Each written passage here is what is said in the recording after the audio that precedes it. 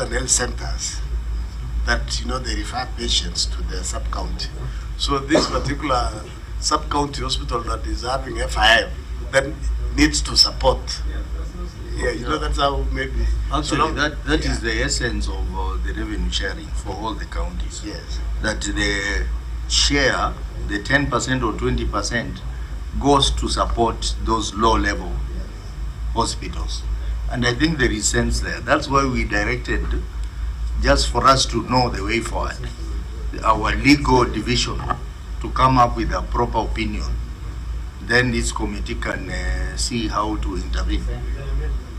We can either amend the law or make some steps towards addressing the problem. Through you, Chair, maybe with your kind permission,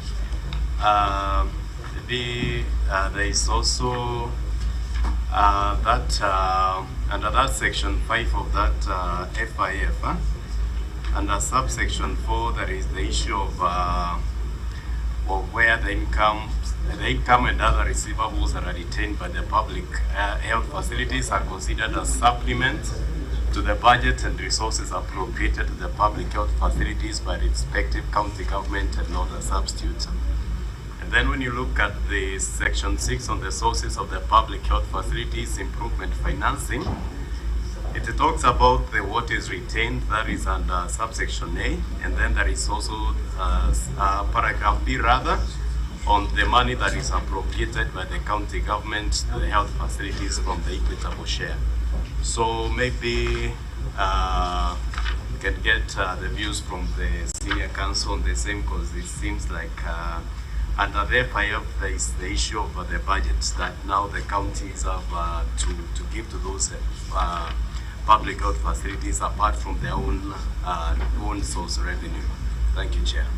Yeah, I think we'll be labeling this for long. We need to move forward.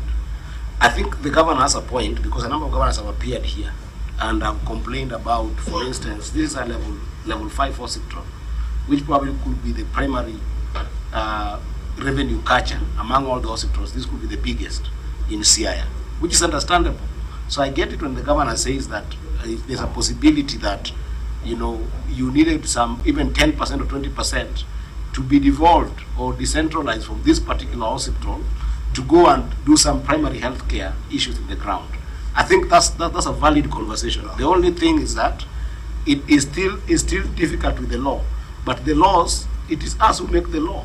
So as you implement this law, and maybe this was not foreseen when we were making this law by the Council of Governors, these are crucial feedback that can form a basis for amendments, and it should be forwarded so that it is smoothened and allowed to to make it easier for governors to actually get some resources directly from some of these most performing institutions. I think it's pretty straightforward.